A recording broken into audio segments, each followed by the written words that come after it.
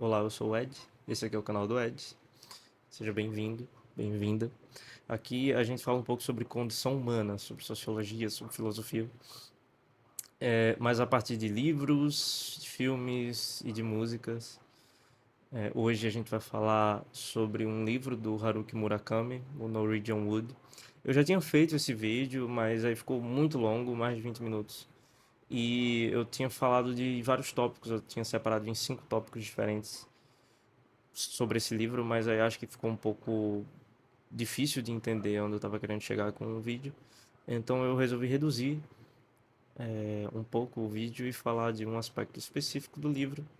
Espero que vocês gostem. Esse aqui é um canal em que eu tento não bombardear vocês, assim como eu sou bombardeado também, todos nós somos hoje em dia, com esses vídeos rápidos, cheios de edições, cheios de cortes.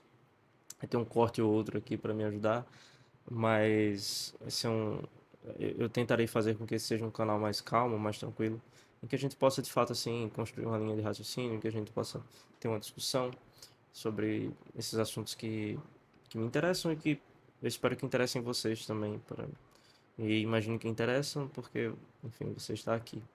O aspecto principal que a gente vai tratar do livro nesse vídeo aqui é sobre a solidão, sobre sobre comunicação falha, sobre como a gente sempre vai ter um espaço em que as pessoas, ninguém vai conseguir chegar, e como essas pessoas também sempre vão ter um espaço inacessíveis pra gente. Esse livro foi publicado em 87 pelo Murakami. Ele se passa no fim da década de 60 em Tóquio. E ele foi assim um estardalhaço na época, né? Ele virou rapidamente um clássico da juventude japonesa. E o Murakami simplesmente não sabia como lidar com essa fama repentina. Ele até passou um tempo fora do país sem saber como lidar com isso.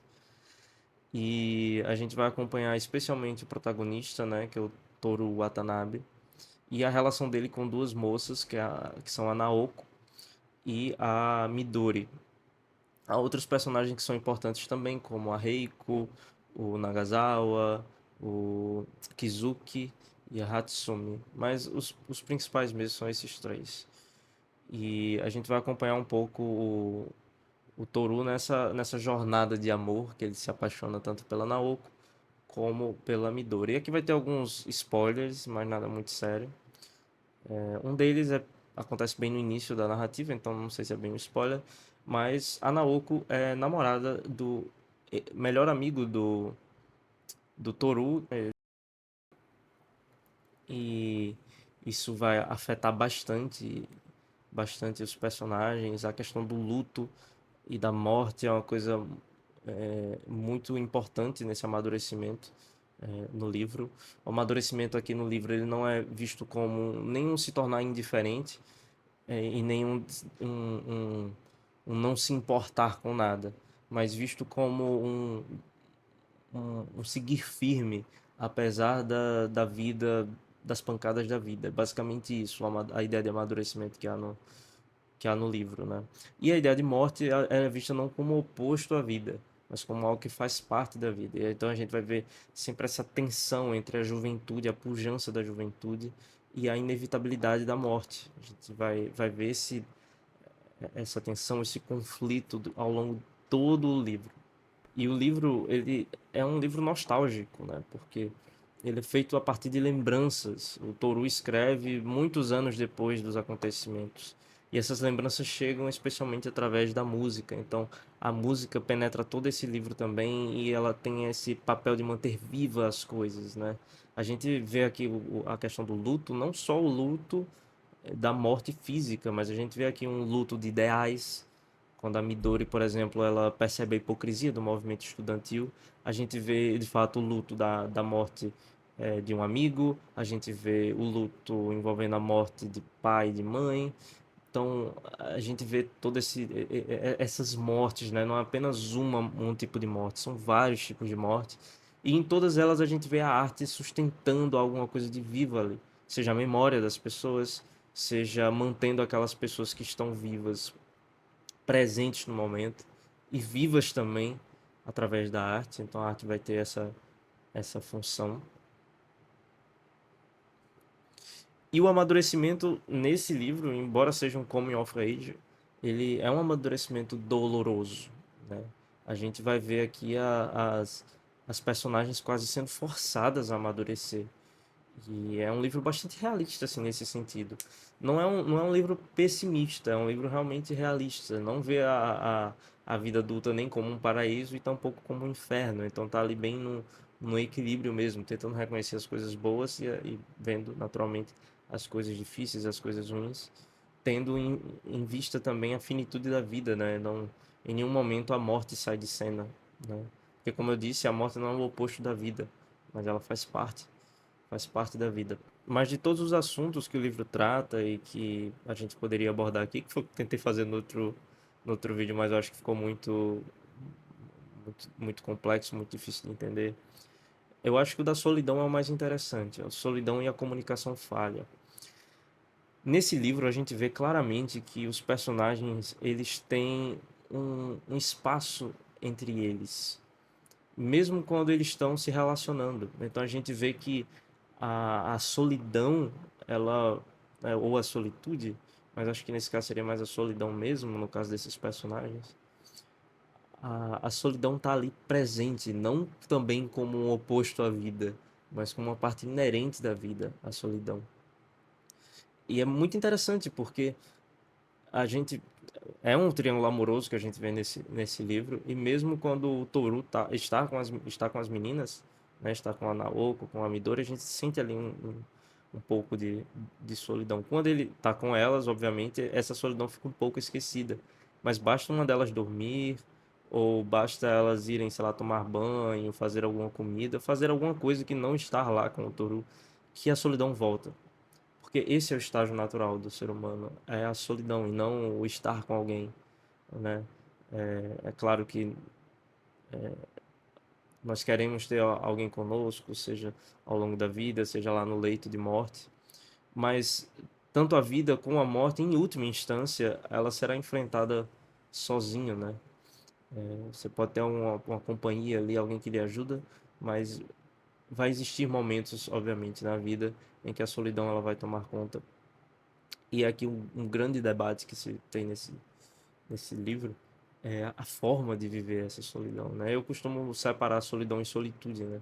A solidão é uma espécie de estar só, né? Desesperado.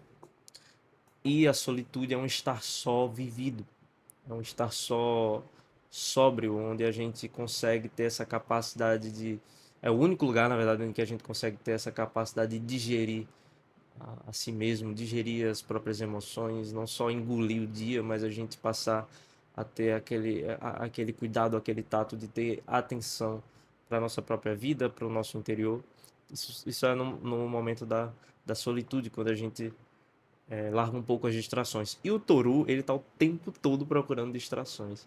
E quando ele não encontra uma distração, seja algo para fazer, seja um amigo para encontrar, seja um Midori ou a Naoko, ele tá ali, como ele fala, né, tentando dar cabo de si mesmo, né? Ele diz assim: aos domingos tento dar cabo de mim mesmo, porque geralmente é aos domingos que ele não encontra ninguém. Então você vê assim essa relação difícil que ele tem consigo mesmo, difícil de lidar consigo mesmo. Isso é um ponto muito interessante que eu percebo. E, lendo esse livro, eu lembro da letra de uma música do Tim Bernardes, né? Que ele canta assim, que ninguém consegue sentir exatamente o que o outro sente, embora tente. A gente vê isso no livro o tempo todo. E aí entra a coisa da comunicação falha. Eu achei muito interessante, muito legal como o Murakami consegue colocar e deixar bem evidente que a gente entende as pessoas pela metade, né? Por mais que a gente se esforce para estar no lugar do outro, vai ter um pouco ali que vai estar faltando, né? Porque uma pessoa, quando ela explica o mundo, ou quando ela entende o mundo, ela já tem toda uma cosmovisão, ela já tem todo um background, ela já tem todo um pano de fundo, ela já tem toda uma história que está sendo a lente daquela coisa que ela está lendo e está sendo a lente daquela coisa que ela está explicando. Então, a partir do momento que a gente tenta fugir disso, a gente já tá colocando a nossa interpretação, né? Então, o exercício da empatia, o exercício de entender o que as pessoas estão falando é também não só se colocar na posição daquele acontecimento específico, mas na medida do possível E existe uma limitação, o livro deixa isso muito claro, que existe uma limitação nesse esforço. Mas na medida do possível se colocar naquele lugar, com todas as circunstâncias que tiveram ao redor naquela situação, mas também ao longo da vida da pessoa, com as informações, obviamente, que você sabe, né? Nem sempre você vai ter essas informações. E é bem interessante que o livro, vez ou outra, uma personagem escava alguma coisa lá do passado para e aí a gente entende porque que ela tomou aquela atitude, né? A gente às vezes é uma personagem tomando uma atitude X e a gente, por que alguém tomaria essa atitude? E aí ela vai lá e numa conversa aleatória ela solta uma informação, faz a gente, poxa, realmente agora eu entendi por que ela agiu daquela forma, né? Mas aí a gente vê essa coisa da comunicação falha no livro, que tá todo mundo tentando se entender, mas tem essa dificuldade que parece fazer parte da vida também. E o Toru ele percebe a Naoko, depois ela vai para um pensionato, porque ela precisa tratar a questão mental dela. E ele percebe que ele não tem capacidade de salvá-la. Em muitos momentos ele quer salvar, ele quer ir lá e resgatá-la.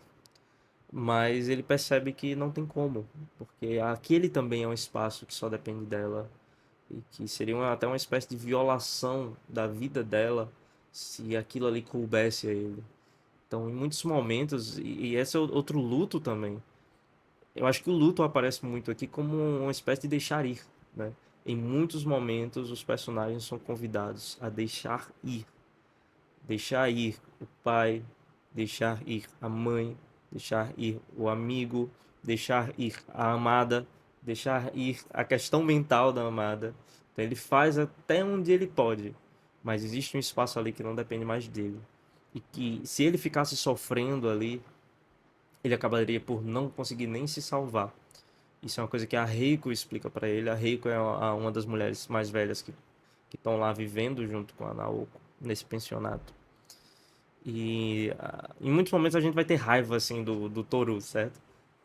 Quem for ler esse livro, em muitos momentos você vai ter raiva do Toru, porque às vezes ele é muito lento para tomar algumas atitudes, é muito devagar para tomar algumas ações. Acho que especialmente as mulheres vão ficar incomodadas com isso, e vocês vão entender conforme vocês forem ler. Mas eu acho que essa é a principal reflexão do livro. Se você não leu, eu vou estar deixando um link em algum lugar daqui, não sei se na descrição eu já consigo, porque é, tem um limite mínimo de inscritos, então você me ajuda a colocar link na inscrição, a link na descrição, se inscrevendo no meu canal. Mas eu vou colocar aí, e você comprando pelo meu link, você está ajudando o canal, naturalmente. Mas eu acho que essa é a grande lição do livro, né? Esse, o respeito a esse espaço que é preciso ter. O respeito a esse espaço que é preciso ter, tanto ao seu próprio quanto ao do outro. E esse trabalho que é preciso fazer para aprender a lidar com a solidão. Porque às vezes é muito desesperador acompanhar o Toru procurando algo ou alguém para suprir aquele vazio que ele tem, né? Aquela incapacidade, eu fico esquecendo de olhar para a câmera, aquela incapacidade que ele tem de ficar só consigo mesmo. O Toru ele tem essa grande dificuldade. E, inclusive, só falando assim de passagem, eu considero a Midori, acho que um dos melhores, se não a melhor personagem feminina dos livros que eu já li, ao menos dos livros escritos por homens. É uma personagem assim fantástica, de uma complexidade interessantíssima, com trejeitos, com características muito peculiares, muito próprias. E é isso, eu recomendo muito a leitura do livro. É um livro também que lida com várias outras questões, como o sexo, a importância do sexo. Inclusive, o Murakami escreve sobre sexo de uma maneira extremamente cru, né? Não é uma coisa tão poética, ao meu ver, quanto o Milan Kundera faz, por exemplo. Fala muito sobre amadurecimento, fala muito sobre mortes, muito sobre memória, sobre nostalgia. Tem muita música também, se você é uma pessoa que gosta de música. Fica aqui pelo canal, que a gente vai falar de música. Mas também leia o livro, porque a gente vai ver em muitos momentos a música tomando conta, né? A música sendo a música que começa o livro, né? Ele escuta Norwegian Wood e ele lembra da Naoko. E a música vai ser esse antídoto para a morte. A arte, na verdade, de maneira geral, vai ser esse antídoto para a morte no, no livro, né? Mas não um antídoto que aliena da situação. Mas a morte aqui, ela é basicamente tratada como algo inevitável e que, portanto, a vida precisa ser bem vivida. E aí a arte aqui ajuda você a estar mais presente. A arte ajuda você a lidar com a finitude da existência, né? E aí, em muitos momentos, a gente vai ver bossa nova, a gente vai ver música brasileira. Isso é bem legal de ler. Então é isso. Espero que você tenha gostado do vídeo. Ficou um vídeo grande também, mas não tem problema. Não, não é o que me incomoda tanto, mas eu acho que agora eu consegui. Acho que talvez falando de um assunto só fique mais fácil de vocês acompanharem também o raciocínio. É meu primeiro vídeo, então ainda tô pegando jeito, tô olhando direto aqui pra tela do computador, onde tá, eu tô me vendo aqui, mas eu tenho que olhar mais pra câmera, então faz parte, ao pouco eu vou pegando o jeito. É muito estranho falar pra uma câmera, muito, muito estranho. Mas é isso, espero que vocês tenham gostado. Digam aí nos comentários recomendações de livros, de temas, de músicas, de filmes. Seria interessantíssimo ter filmes que tratam disso. Tem muitos, né? Um dos que eu quero falar que fez muito sucesso ano passado, né? Que é O Valor Sentimental. Também tem muito essa coisa da solidão. Mas tem tantos por aí, né? É um tema abordado em tantas obras. Enfim, comentem aí, se inscrevam no canal, compartilhem com os amigos, aquela ladainha toda de youtuber que realmente me ajuda, tá? E é isso. Obrigado por ter assistido e até o próximo.